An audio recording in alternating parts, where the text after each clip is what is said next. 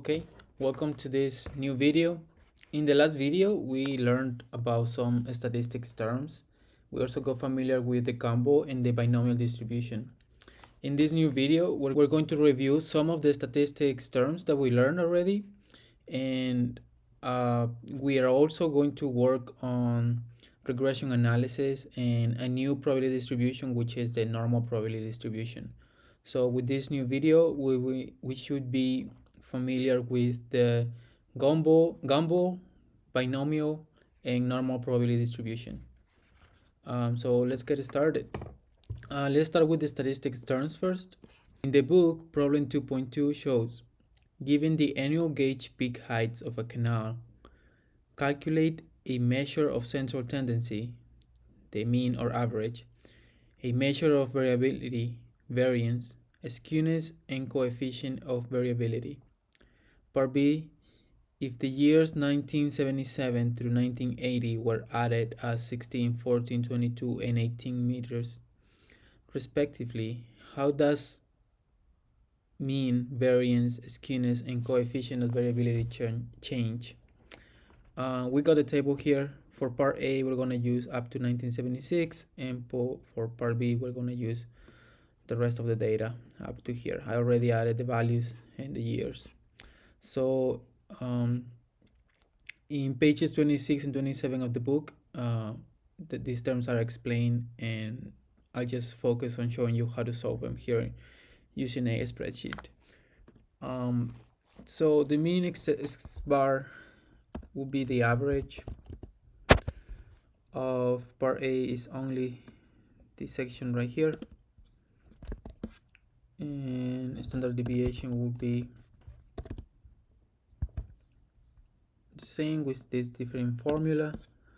Variance is the square of the standard deviation, so what we're gonna do is grab the value and square it, so that should be the variance. The skewness, we use the formula skewness, and we're just gonna graph the data. And the coefficient of variability, it's equal to the mean deviation divided by the average. Yep, X bar, and that should be the coefficient of variability. Actually, I have it here, coefficient of variability, standard deviation over, I have it as U, but it's also, I like to call it X bar as well. Now let's do the same with part B, but in this case we're gonna use all the data. We're gonna use the given data plus the extra one, right? Equal deviation equal the variance, which is this value, square skewness, all the data, and it's gonna be equal to was standard deviation over the average, equals to a standard deviation over the average. It's already given it there. So this would be the values, the answers. Let's reduce the decimals here. So this should be about the values, and we can comparing and find their differences, right? Up to now, we have kind of come with the conclusion that the more data we have, the more years of data we have, the more accurate we're gonna get with our approximations, right? We're never gonna be 100% right, but it helps to have more data. Okay, let's move on to the next problem. Problem 2.14. This problem is kind of long, but it's not hard. You just like, there are a lot of steps, but I'm gonna go slow so you guys can understand how to solve this kind of problem. This is like also called regression analysis, because we have like independent variables and dependent variables. Like we're gonna find depends on the data given, right? So let's say 2.14, we have 19 years from 1970 to 1986 of data on the two highest peak flow rates, cubic meters per second, for a river. This data can help us estimate the flow rate of a flood that statistically happens only once every 10 years, or a 10-year return period, and once every 3 years, in other words, 3-year return period. Excuse me. We'll create two different probability distributions to analyze this data using the Weibull method.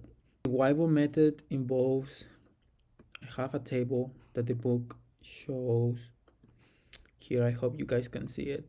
Let me see if I can move this. Okay. So we're gonna use this column right here, this formula. Weibull method, a statistical technique for extreme events. The first distribution considers the highest flow rate for each year, annual series. And the second focuses on flow rates exceeding 200 cubic meters per second regardless of the year. This is considered partial series. We're going to talk about the differences and when to use which later in this problem. By analyzing both these distributions, estimate the flow rate associated with a 10-year storm event and a 3-year storm event, so we can gain a more comprehensive understanding of potential flow risks in this river system. So we have the data here from 1970 to 1986, and we're given the highest two peak flows for each year. To solve, we need to solve for the return period. Down here, we're going to get the values for 10-year return period and 3 years return period. So we need to order this data and find their flow values to what return period they belong. Let me get started so what I'm saying makes more sense. So let's grab first the highest flows between these two. So between the highest two flows, it will be 602, and for this year it will be 214. And I believe the left column, if I'm not mistaken, is the highest of the two at every case. Yep, so we should be able to just copy all this column here. Now, let me get rid of now we have the values for the annual series. We need to order them from lowest. I like to do it from lowest to largest number. So to do that, I think we need to select this and then sort them. And then select sort A to Z. Yep. And then here we can do so. Okay, let me now remove the filter. Okay, great.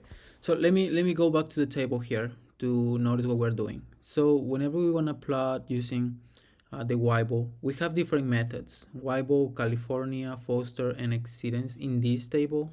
So we're gonna focus on Weibull. We'll need the position, which is represented as M, the order, and N will be the total of values. That's what it means, N in this formula. Q, the flow rate. PR will be our Weibull probability. Is the probability that we choose. In our case, it will be Weibull probability, and the equation is M over N plus 1. And then the return period, we're gonna have this formula right here to solve for that, 1 over 1 minus the probability. So that's why we needed to get all the flow values, the data that we have, order it in an ascending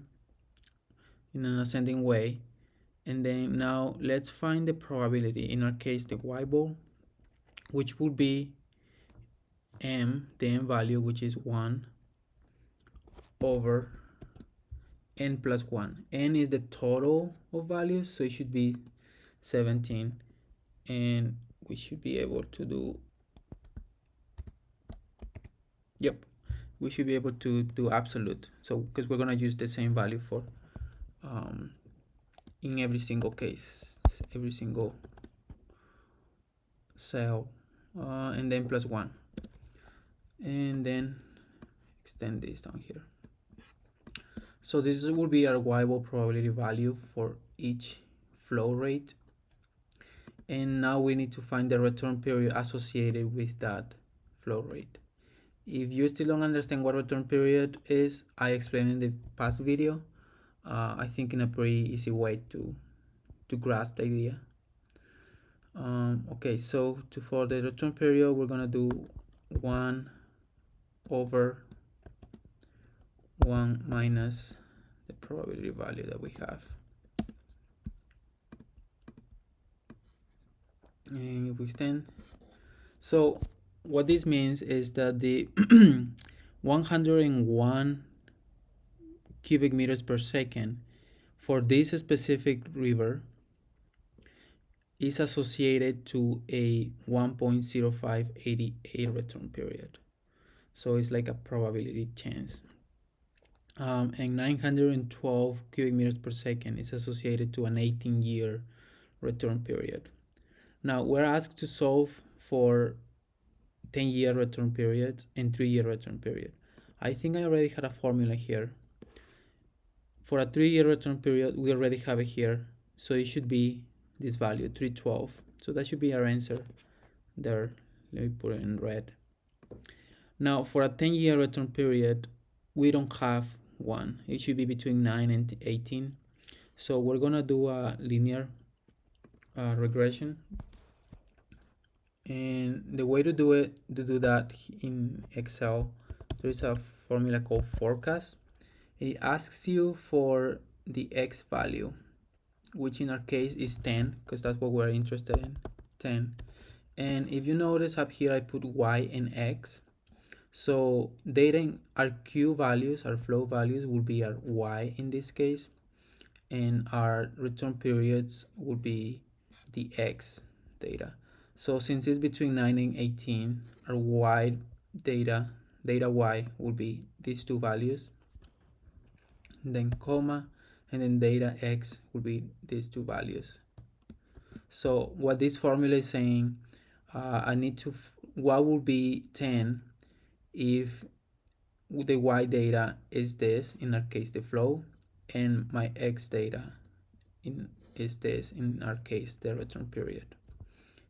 And that gives us that a 10-year return period will be a value of about 756.44 cubic meters, not cubic meters, cubic feet per second. So that will be our answer there. And now we need to do something similar for partial, but in our partial case, they ask us to exceeding 200 cubic meters per second, and I'll explain later when to use which. But what is saying, how we gonna, the way we're gonna use our data here is pick, choose every single value that exceeds 200 cubic meters per second. So in 1970, both values exceed 200 meters per second. So we're gonna graph those two values. Those two values are gonna be here. So will be something like 602, and then down here 390, and then 214 will be the next one, and 174 is less than 200, so we won't get that one, and until we keep that going that way until we find every single value that exceeds 200. I already have it here, so we don't lose much time for me going through every single one of those years. So what we're gonna do is the same thing. We're gonna sort them in sort A to Z, and then we're gonna filter. Okay, so now, and we're gonna repeat the same approach. Weibull probability will be equal to the m divided by n, which is this, and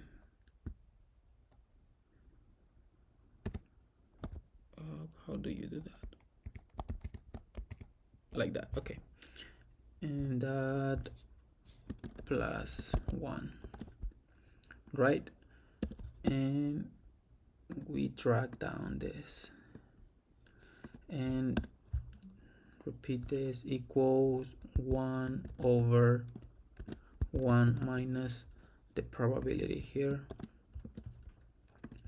and drag it down. Cool.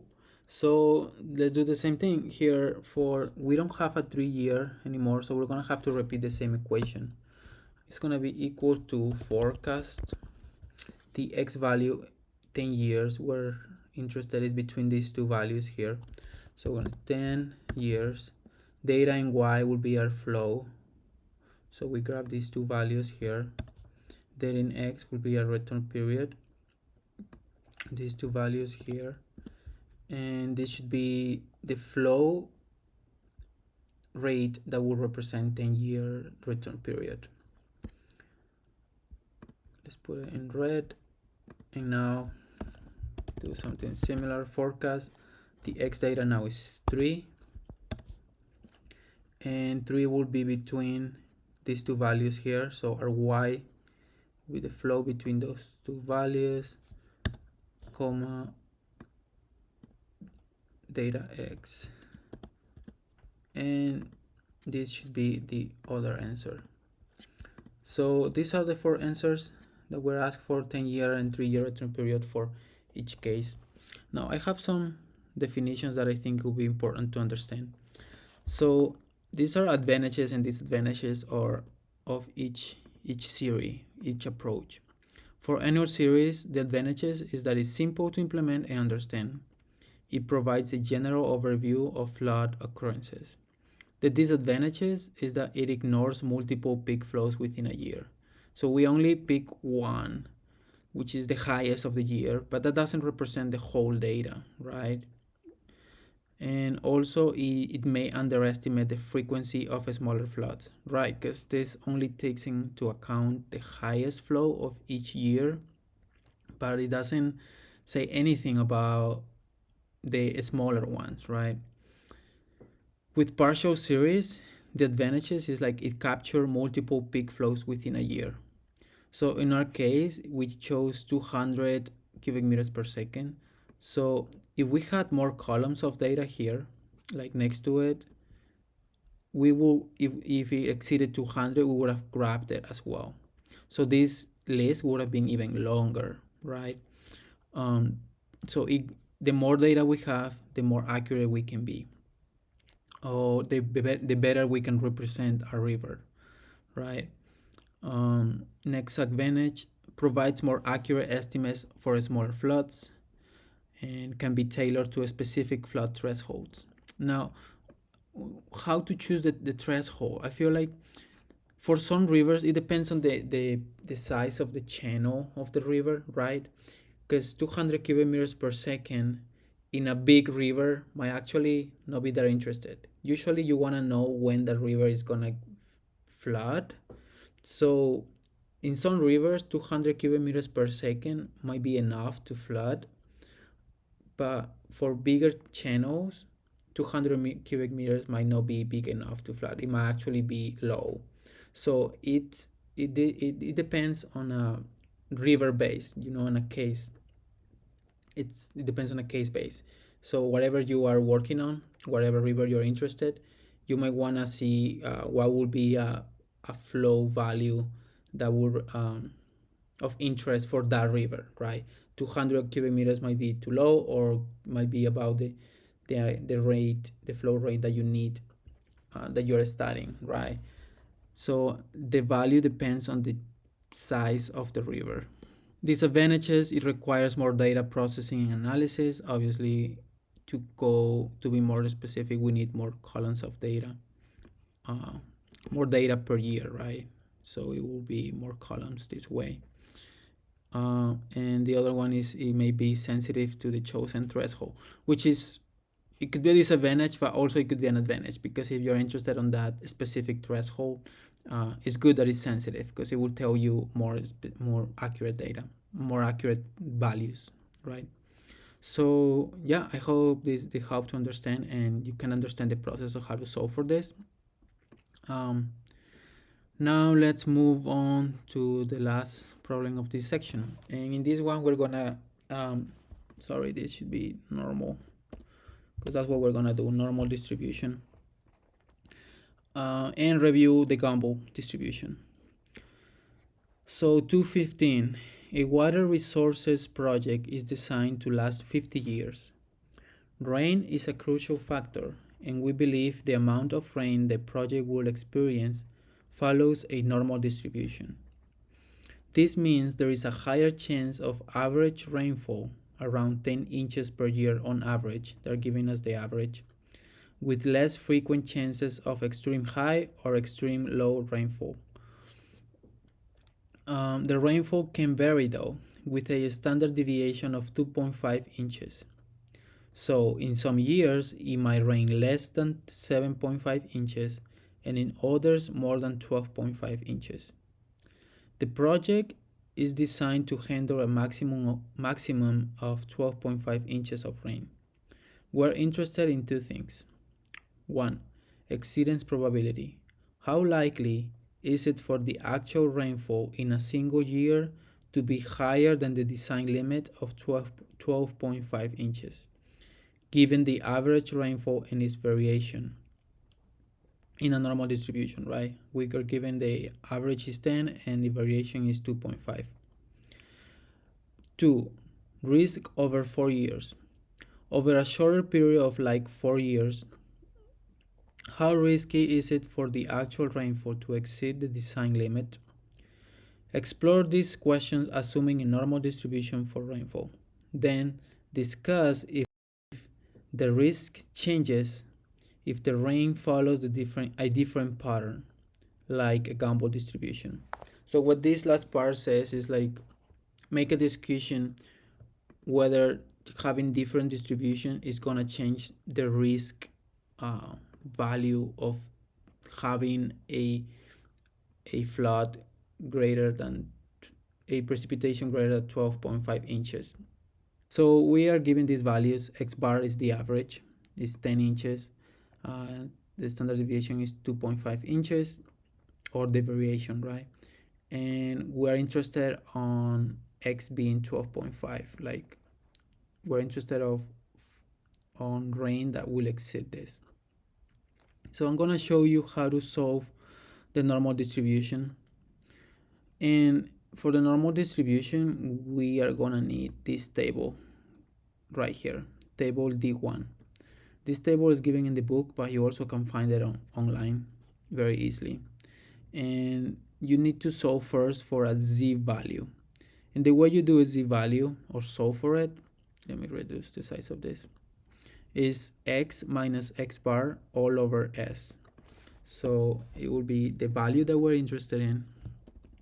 Sorry, let me do parentheses. The value that we're interested in minus the average all over s, which in our case would be 1, right?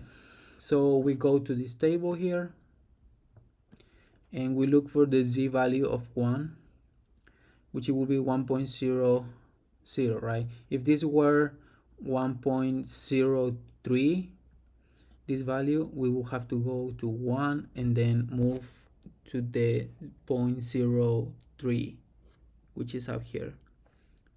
And this will be the value that we're interested in. But we are interested in 1.0, so our value of interest will be 0.8413. So, which that will go here. That's our probability, 0.8413. So that means like about 84% chance. This is the probability less than. Okay, let me clarify this. So with the z value 1, all these values here are probabilities. That means that the probability that a rain is gonna be less than 12.5, because that's what we use for x, less than 12.5 is 0.8413, or about 84%. But we are interested on we want to know the probability that is going to be higher than 12.5. So we do 1 minus the probability less than, right? It's going to be 1 equal to 1 minus this. If 84% is the probability that is less than 12.5, then about 16% is the probability that is going to be greater than 12.5. So with this value, now we can find the risk of that happening, of this happening in 4 years. And the way we do that is with this equation here. So we do equal 1 minus parentheses 1 minus the exceedance probability, which will be this value here, to the fourth, because we're interested in 4 years. And that means 0.499, which is about 50%. And this is the risk that might happen using the normal distribution. So this is the value for this part. Now for the Gumbel distribution, we use this equation here that we have seen before in the past video, where to solve for the probability, which is up here, we need to solve for the b part first, which is this equation. And so this is going to be equal to 1 over 0.7797 times s, all of that multiplied by x minus x bar, we got x 12.5 we're interested in, minus the average x bar, plus 0.45 times the variance s. And this gives us the b value. Now with this b value, we need to solve for the probability. Now the probability is equal to this part right here. So if you notice, here is 1 minus f of x, which we can also represent as the probability, is equal to 1 minus this. So f of x equals to this part right here, which means the probability equals to this. This is how the equation shows it here. This is how it will be represented in Excel. So let's go for that. So it's exponent minus x of negative b that we solved here, this value, close parenthesis, close parenthesis. So this will be the probability less than. So according to using the Gumbel distribution, that about 86% probability that we're gonna get rain less than 12.5 inches. Now we want to know the probability that is gonna exceed. We're gonna do 1 minus this value, and this will be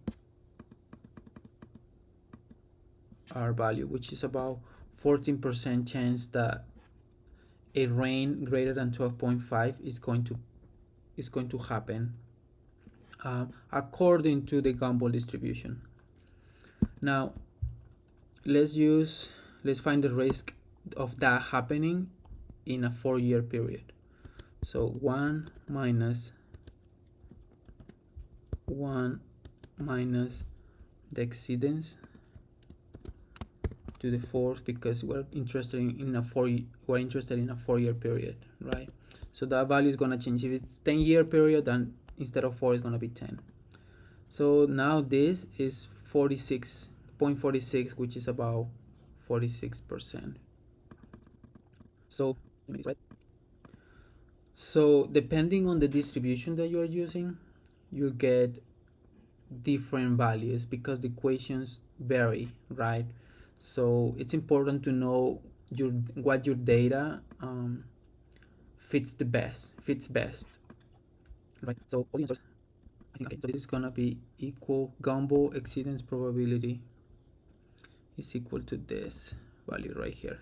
So these are our answers, these four values right here. You can convert them into percentages as well.